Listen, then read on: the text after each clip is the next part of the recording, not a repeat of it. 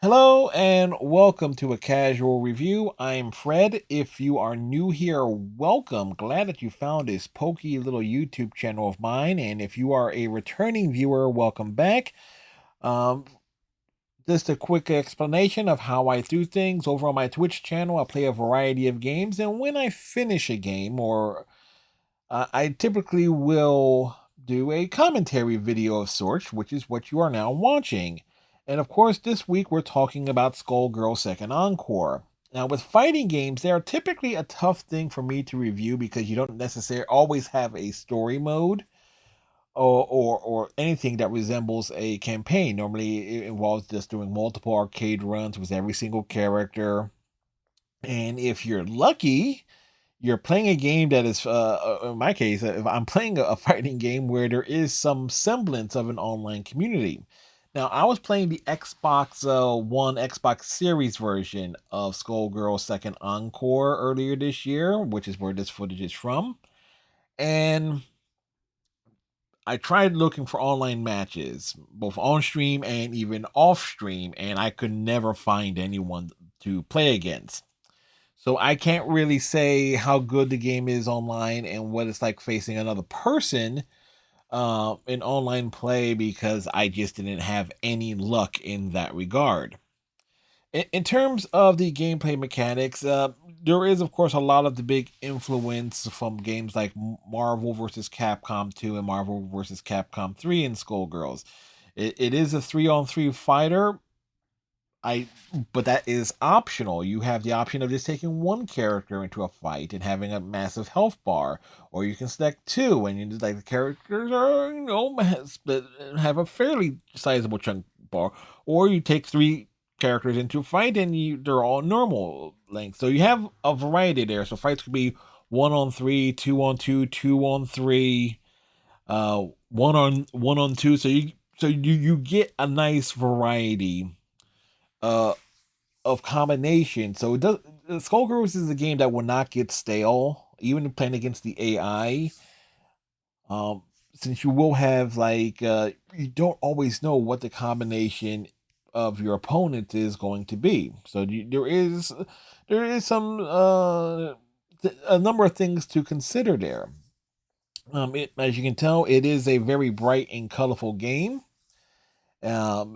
All the character designs from Philia to Robo Fortune to Sarabella all look fantastic. The newer the characters, the more refined their designs are. I feel, um, and as some of the artwork in the gallery also reflects that's okay. You like Philia? It was like the first character introduced to Skullgirls when when the original version of the game was announced and in development. Video was the first character, and then you look at characters like Big Bang, Robo Fortune,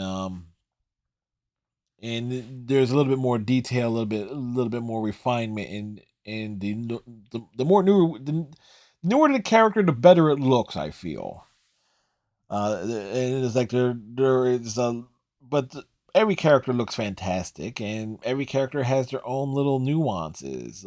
Annie, which was a DLC character, I feel is like the equivalent of being the one true Shoto style character. If you're like playing as a Ryu or Ken in Street Fighter, well, Annie's the character that kind of reflects that style of gameplay, in my personal opinion. If you like playing as Wolverine in the Marvel versus assuming the Capcom produced X-Men games, well, to an extent, Misfortune has a nice little has some similarities to that. Again, my feeling, at least in terms of how I play. If you like playing as a grappler, well, Cerebella happens to be one of the easiest grappler style characters to play. It's like, oh, you can do every one of her throws with only one really requiring a full 360-degree motion. So it's like, again, there's a nice variety there. The game's AI on normal difficulty, I feel, is very very fair. Especially if you're like me who plays fighting games at a very casual level. So to go through, being able to go into the arcade mode and go through it start to finish with a fair amount of difficulty is pretty cool. And And depending on how good you are, it's like it can be a very short, quick, very quick runs getting through the arcade mode, or if you're like me, it can take anywhere from like well, maybe 10 minutes to 30 minutes, depending on the combination of characters, and if I am looking to grind out various achievements. And there are a nice variety of achievements in this game, and a lot of them are character based. Some of which involves doing a specific task with each individual character a specific amount of time, such as do 100 I think it's like 100 grapples as Sarabella, uh, summon about 100 soldiers as Parasol. And for those wondering how to do the Parasol achievement, you're basically holding. Think of like Guile's Sonic Boom. Hold back for a couple seconds, press forward with a kick button. You bring out a soldier like that will either one would try and take a hit, another will try be like a motorcycle dragging your opponent clear across the screen, depending on where it launches. That last one also acts as a nice little counter to some characters as well. So something that I learned.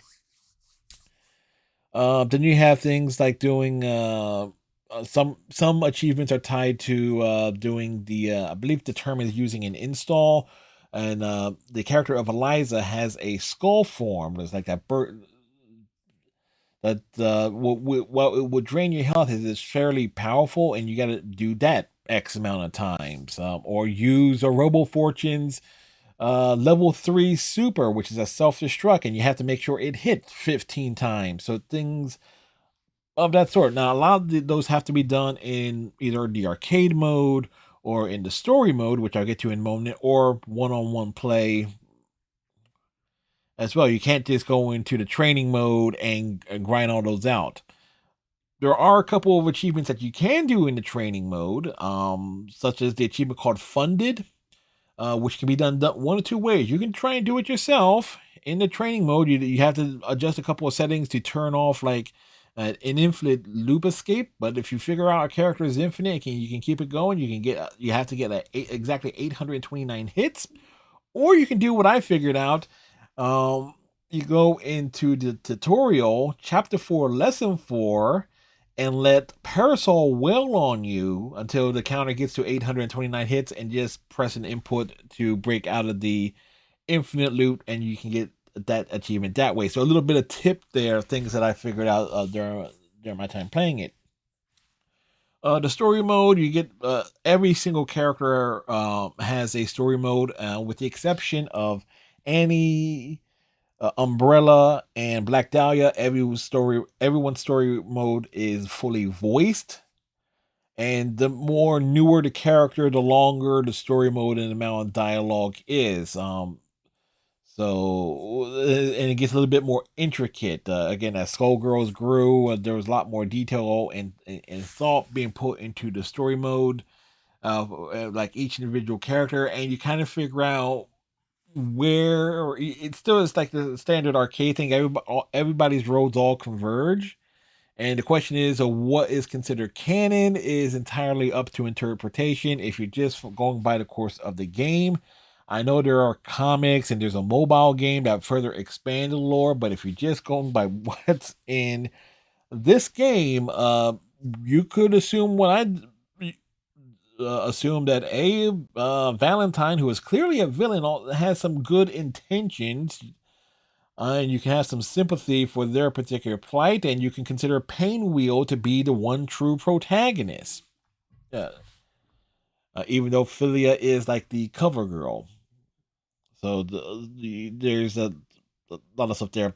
The music of Skullgirls is also a very strong point. You get like a nice little jazz fusion style of tunes, and all of them are very engaging, and it keeps you immersed no matter how often you hear the loop repeat itself. So the music, like matter of fact, you can just go on YouTube and look and listen to the tracks of the game, and you they make for perfect background music if you're working or just looking for something to have on in the background while you do other stuff. So obviously, in terms of recommendation, if you're looking for a fighting game, Skullgirls does indeed get my recommendation. But it's an older game, and even though Second Encore was released within the past couple of years, like good luck finding online play, especially on the Xbox version. Uh, if anything, there might be more of a community either on the Steam version of the game, or the and maybe even the PlayStation side. But on so if you're looking for like online play, but thankfully there are no achievements tied to online play. So with that all said, I will wrap this little commentary up here. If you've ever played Skullgirls, leave your thoughts and your opinions on the game in the comment section below. I would say like and subscribe, but I don't do that even for the channels that I do watch on a regular basis. So I'm not going to ask you to do it. If you want to do that, that's totally up to you, but I'm not telling you to. See, which obviously is like that's the call to action that YouTube likes us to do, and but hey, that's my way of doing it. Of course, if you want to hang out, obviously check out my Twitch channel. All important links. If you want to kick over a few bucks to help keep the lights on and everything, there's links for that in the description below. You just use my Stream Elements link if you're doing any donations. So with that said, tighten your friendship bracelet, stay safe, have a good one, and we'll see y'all in the next video. Bye.